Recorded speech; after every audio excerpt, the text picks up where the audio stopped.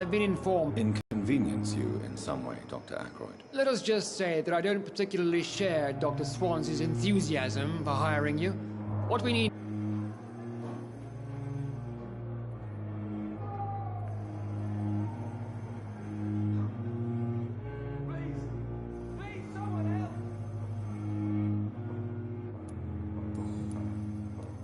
If you have a problem with me, Dr. Ackroyd, please feel free to tell me. Dr. Swansey has imposed your presence on this hospital without asking anyone's advice. The benefit of his position.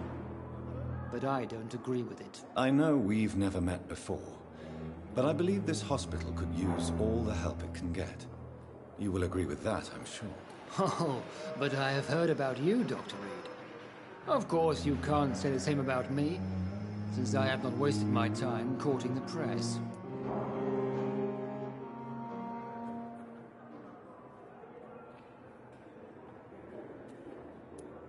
Aren't you too old for such jealousy?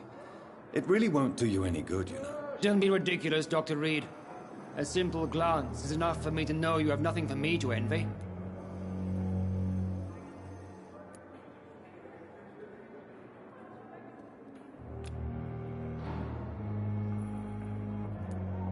Since your tenure in this hospital is longer than mine, perhaps you can tell me more about this place. Let's just say I'm tired of the careless. But over time, his enthusiasm has become displaced. Carelessness?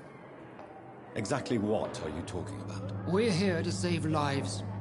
The people who trust us are not volunteering for experimentation. They're here to be healed. I don't intend to run any radical experiments, Doctor. Even if I, as any good practitioner should, express an interest in pushing the boundaries of medical research. Modern medical methods were created through audacity and ego. But there are rules in our line of work, and they're here to protect our patients.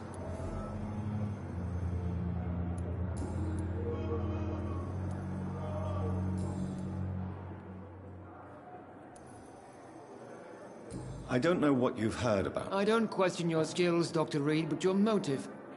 Is it money, fame, or are you truly dedicated? And what exactly is that supposed to mean? I served in the war just like you. But unlike you, I did not use the wounded to play the modern sorcerer. Be careful what you insinuate, Dr. Ackroyd. I only want you to admit you used those men to improve your theories.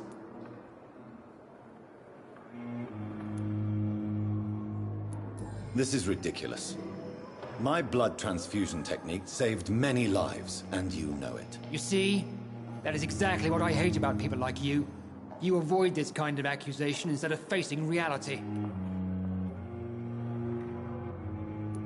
It seems you have bad memories of your military service. I refuse to see this industrial slaughter as scientific progress.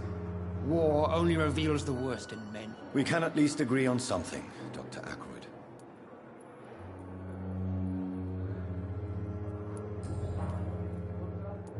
Thank you for your time.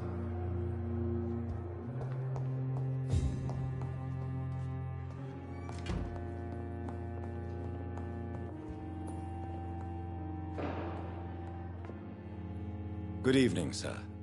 I'm Dr. Reed. May I help you? I don't know if a third opinion is needed. Your colleagues are already arguing about my condition. I see. Would you mind telling me more about your situation? I'm Harvey Fiddick. All I want is to get me bloody arm fixed properly.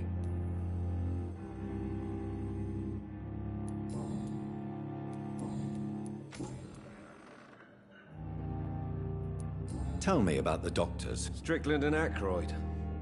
They both want the best for me, but there's a lot of pride there. Doctors are no different from carpenters, it seems. What do you mean? I often had professional arguments with rivals on a building site. Difference is I disagreed about wood and nails, not flesh and bones.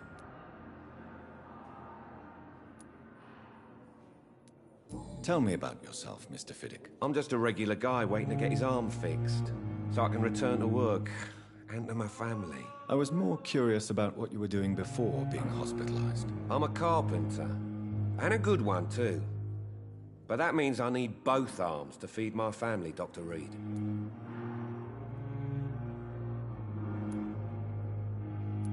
Are you satisfied with your treatment here? Well, it's clear that I've chosen a bad time to be injured. Forgive my bluntness, but you seem overwhelmed by cases of the flu. I won't lie to you about it. I'm afraid we are. Are you sure you don't want to operate yourself, Dr. Reed? I have the feeling you're very capable, and your colleagues seem to think so too. In other circumstances, you would be right. But for now, I don't think I can take on the responsibility. Is there anything else that's bothering you? Can I help in any way? I'm all right. Considering the state of this place, I should consider myself lucky, I guess.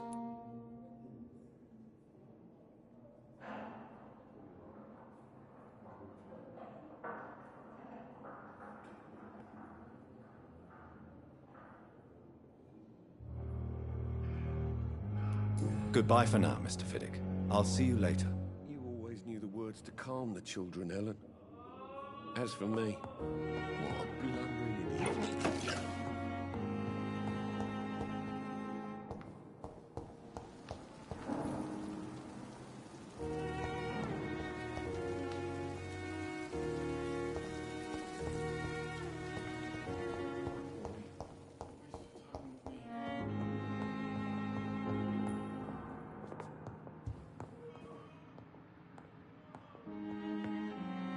Good evening, madam.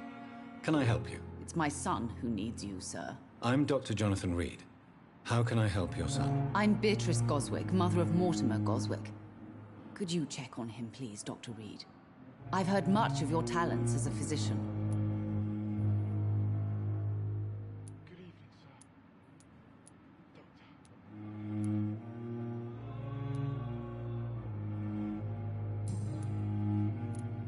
What can you tell me about... Not much to say. Just take care of my Mortimer and I'll cover all the expenses. That's all. May I ask... I'm a teacher by profession. Are you really that rich? Yes, thanks to my husband. What do you think of your... I have had the uttermost reservations about this hospital since we arrived. But we had no other choice. Is there something in particular that's bothering you? Some of the staff were not especially welcoming. I suspect they're not accustomed to dealing with patients of such social standing. Tell me more about your arrival at the Pembroke Hospital. What gave you such a bad first impression? The ambulance driver was quite rude, for a start.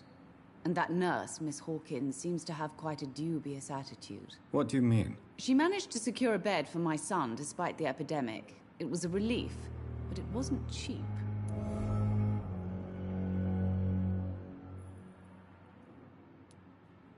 She charged you for a bed? Yes, and I paid without question, considering the urgency of the situation. I share your concern, Mrs. Goswick. Be sure that I'll talk to the people involved. I don't expect compensation, Dr. Reed. But I'm aware such behavior would not be tolerated in other hospitals.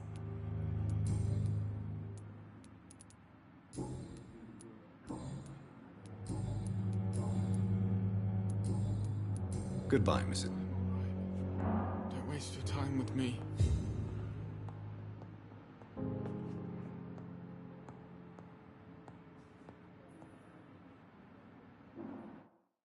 My sweet girl reads me like a book.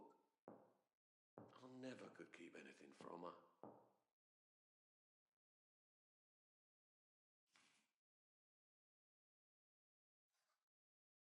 Good evening.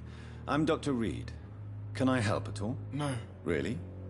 Why are you here, then? I don't want to talk. My throat hurts too much. I suppose that this pain is the reason you're here. Is someone taking care of you? Yes. And no. Could you at least tell me your name, sir? Mortimer. Mortimer Goswick. How painful is your throat, Mr. Goswick? So painful I'd rather not talk at all, Doctor. I'm sure you realize a doctor and his patient have to communicate, sir.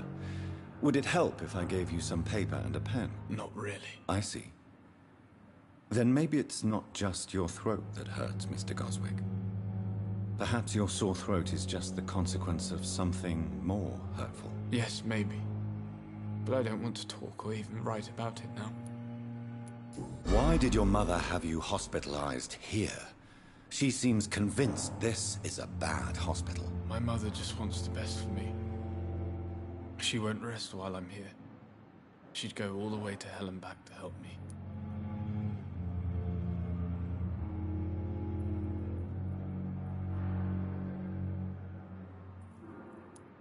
Pembroke Hospital may look unorthodox, but rest assured you're in good hands here. It's not me you have to convince, Dr. Reed.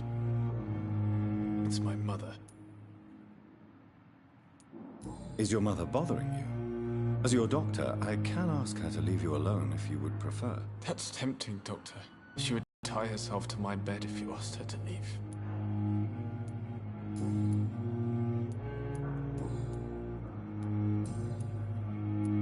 Tell me about yourself, Mr. Goswick. I don't want to talk, Doctor.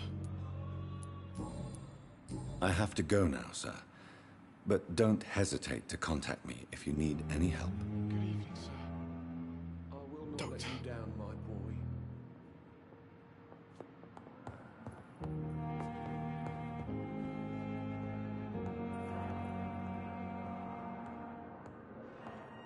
My sweet girl reads me like a book. I never could keep anything from her.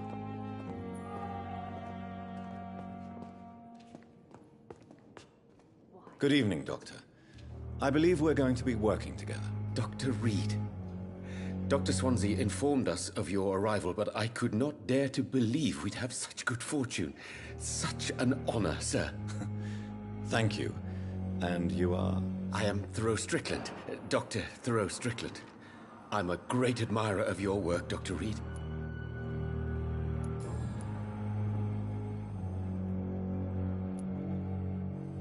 What do you think of Dr. Ackroyd's aversion to modern medical methods? It's a shame he's so narrow-minded.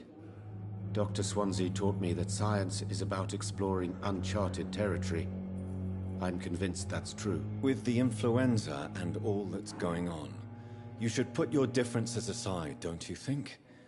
Why is it so difficult to work together? I believe that if Dr. Ackroyd had been the one to discover the transfusion process, he would be the first to recommend its use. So you believe it's just a question of jealousy and pride? Dr. Ackroyd is as proud as he is blinded by his obsolete concept of medical science.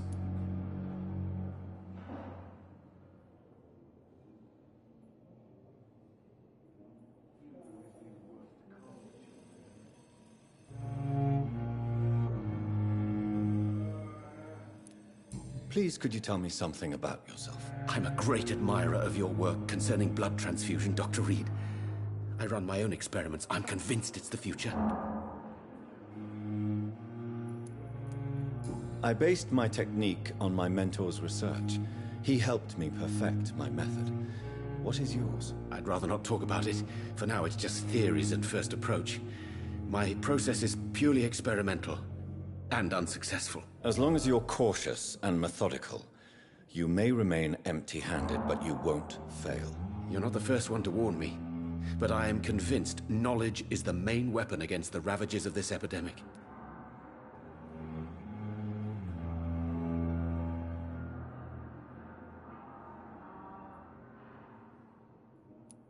What made you choose to be a doctor? I'm not ashamed to admit you and your work have inspired me. I am honored to have the opportunity to work by your side.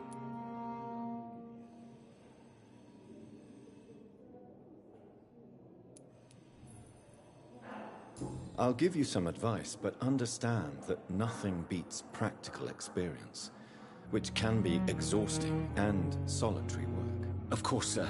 And don't worry, I will never allow myself to be a burden, neither to you nor this hospital.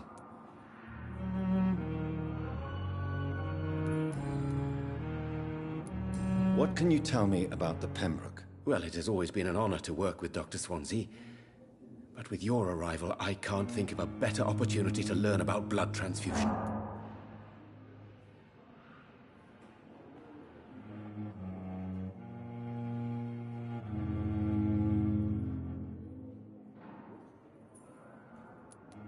You seem quite optimistic. It's a rare and precious attitude in these difficult times. I'm convinced that this epidemic is a test of endurance and dedication for us men of science. Questions remain about our capacity to resolve the situation. True, true. Last summer, during the first wave of the epidemic, I used to joke with Milton about the extra work. We're not smiling now. Do you need help with anything in particular? Well, yes, maybe. I'm waiting for a batch of products I ordered for my personal research, yet my supplier seems to have vanished. Do you want me to play the errand boy for you? Oh no, Dr. Reed. But if you went personally to his shop, what with your reputation and all, he wouldn't dare to refuse the products I need. I see. Well, give me the address, for I may pass by if I have time.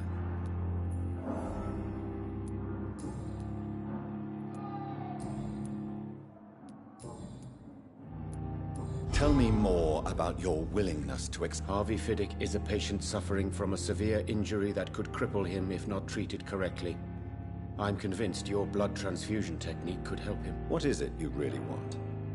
To save him, or to prove your point? Fair question. I want nothing but to save my patient, Dr. Reed. Especially since I know Mr. Fiddick's story.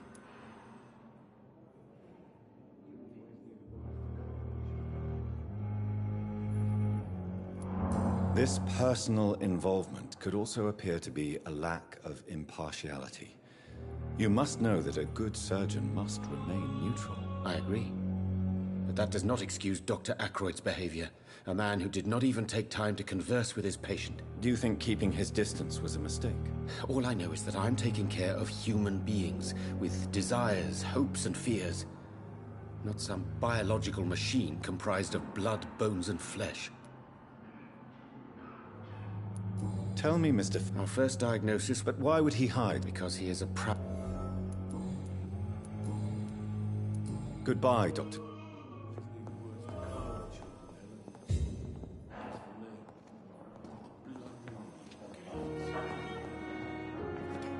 What can I do for you, Doctor? If you could point... Second floor. And Mr. Hampton, I gave him a sedative. what kind? Well, you accepted the job from him. It's right to... You'll get to know him soon enough, and Thank you, nurse. My sweet girl. Reads me like a book. With me. I never could keep anything from her.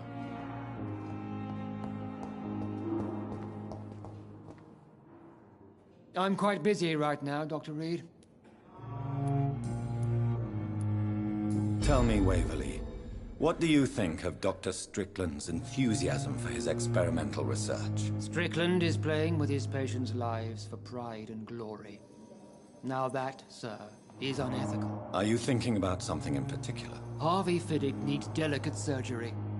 I believe we should stick to the usual procedure, but my young colleague obviously disagrees.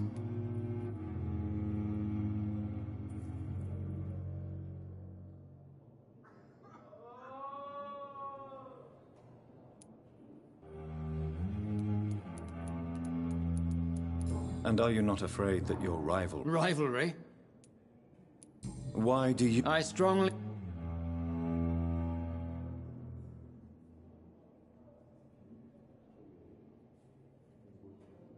Do you need my assistance? Not at all. Tell me what... Strickland... Are you thinking about... Harvey Fiddick needs delicate surgery. I believe we should stick to the usual procedure, but my... Why do you... I strongly believe that Mr. Fiddick should not be butchered to test an unproven procedure.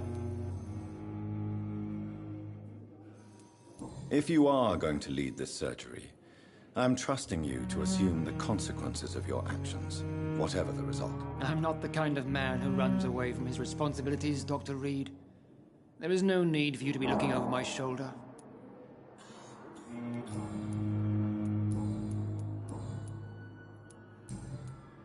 Thank you for your...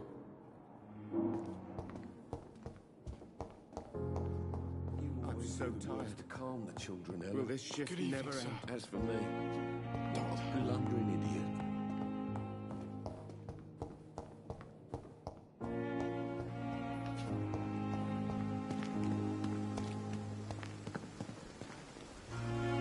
Good evening.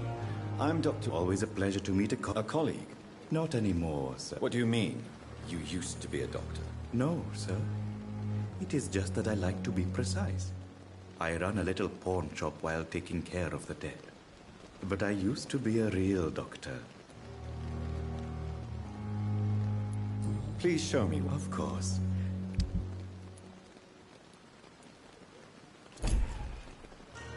Good evening.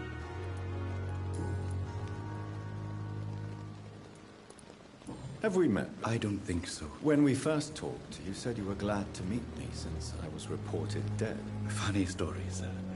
Your sister came here a few nights ago. You were missing, and she was looking for your body. She must be very relieved now. Do you work here? Yes, very easy. Why close the hospital? It was for sanitary reasons. Why do you... Because these poor fellows have no names. Are you afraid? Why should I? These Sir, as a medic during the war, I learned to face my death and the death of others. How did you get the... After I left the army,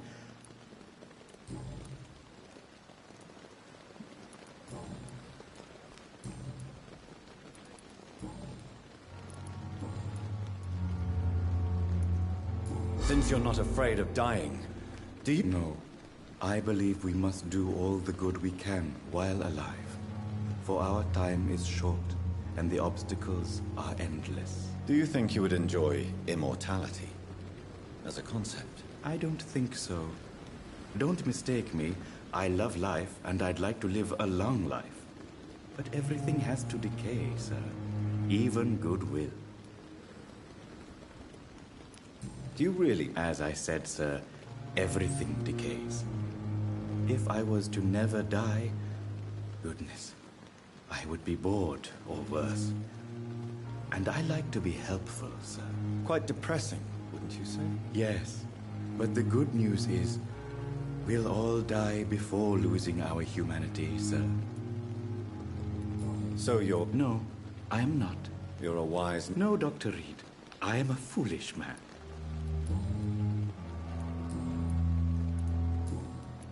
A pawn... Yes, sir. All kind of people. Who comes here to try... I'm very cautious, sir. I've been a doctor, remember?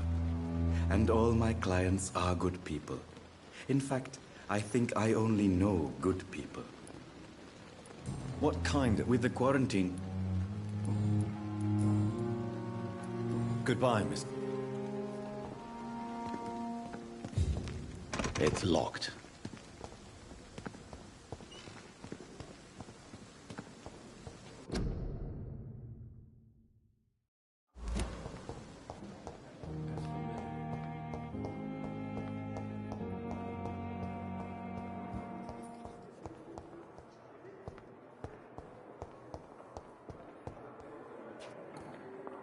You are going to reveal all your secrets to me.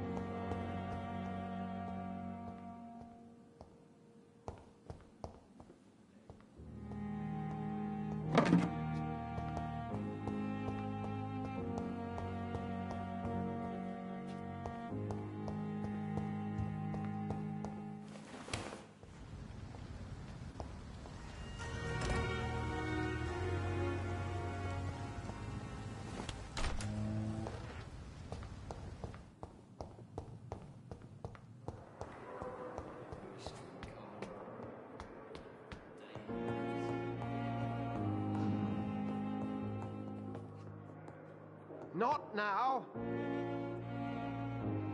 Please come back later. I'm busy right now.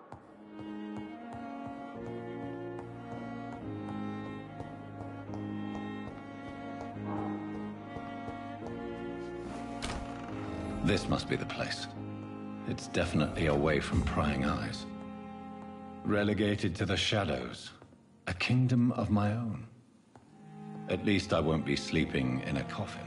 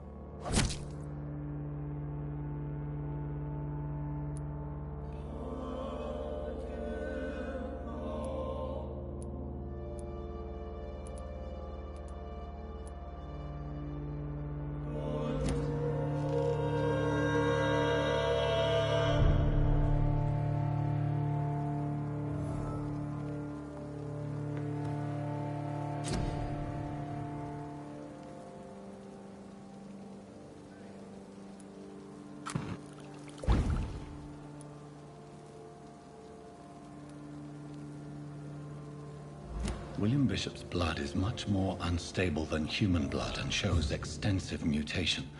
But this is not what happened to me. I must keep on searching. The sun is about to rise. I can feel it. I'll continue tomorrow night. I have so much time now.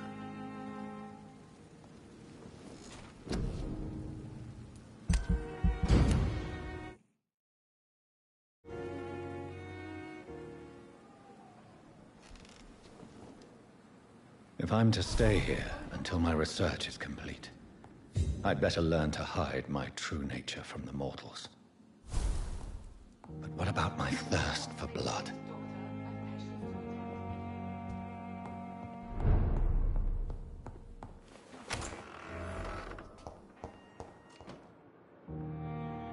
Yes, Nurse Crane? How can I help you? I'm so sorry. I know Dr. Swansea wanted you to rest, but we have somewhat of a crisis. A crisis, you say? Our supply of antiseptics is nearly depleted. I was hoping there was another box up here, but...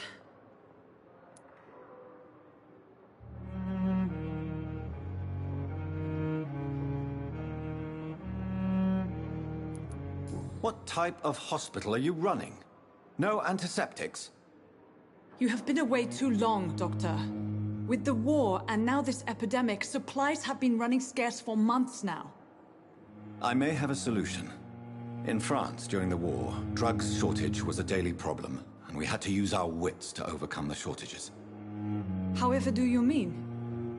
If combined correctly, certain household chemical products can be used in a pinch instead. Now, where's the hospital storeroom? The storeroom? Fat chance. This is the Pembroke, and space is luxury we don't have. Everything used to be stored in the old morgue. Perhaps I should look there first. Where is this morgue? It's the large building behind the hospital. You'll need to go in the back door because it's been sealed off for sanitary reasons. Take this key.